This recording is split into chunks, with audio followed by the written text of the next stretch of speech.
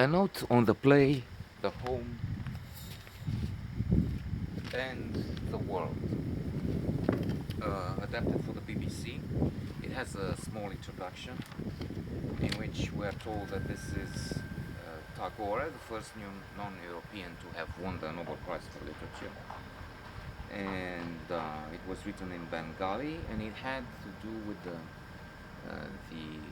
author's own struggle, interior struggle between an interest,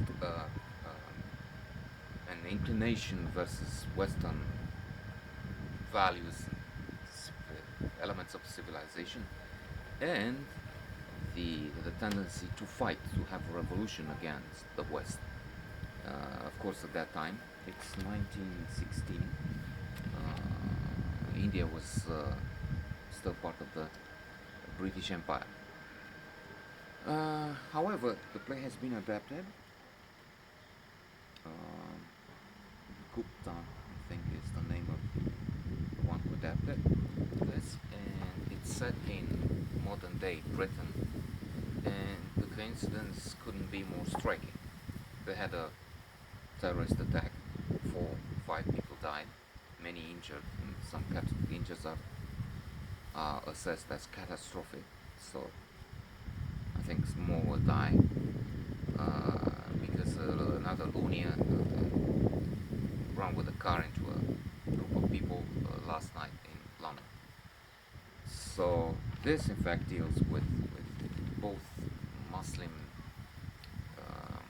Muslim tendency for extremism among some groups with some people, and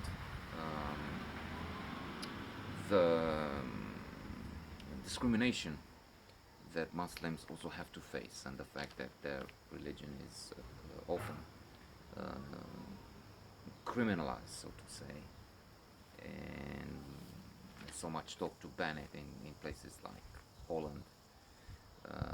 On the French, of course, but the party of Geert Wilders is still the second strongest. In Holland, we have Le Pen in France, and of course, O'Donnell with his ban for people in a number of Muslim countries.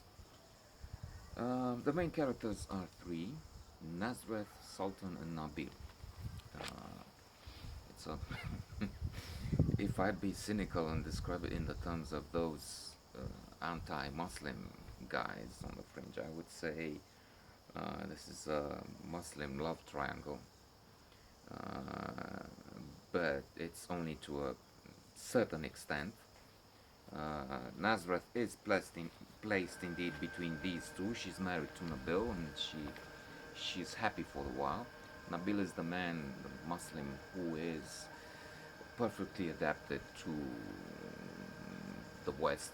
He's integrated in the Western civilization in that he's a successful businessman, he makes money, he's dealing with factories, but he's also religious, not an infidel, but a fidel, if I can say that. He pays money to the Muslim charities, the zakat, he respects that, and the religion. Only he's this face that we need to see more of a gentle, kind, tolerant, loving, compassionate Islam, which may be the majority of this community. I mean, most of them probably are like that, and they only have this small group with violence and jihad, which, by the way, jihad, I've read in a book by the wonderful Karen Armstrong that it is actually a struggle. Muhammad, the prophet. There is only one God. Muhammad is his prophet. That's the basic important line in Islam.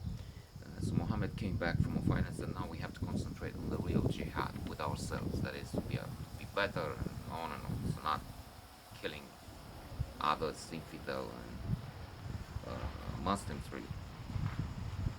Because they do that in their attacks, they also kill Muslims, those lunatics. And there is this Sultan, and Nabil pays money for his activities, but Sultan is in many ways a radicalized individual.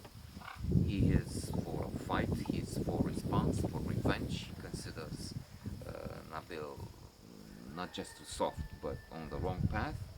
And with his fiery rhetoric, he convinces Nazareth, and not just that, but he makes her get to work for his ideals and get close to her to the point where she is, in fact, teaching all her husband. Alas, we could say again in a cynical, if we use a cynical perspective, why did he encourage her to be so free? He was one, get out of the house. You don't have to stay here. You're free. You have to open up to the world. And well, this is what this brought him.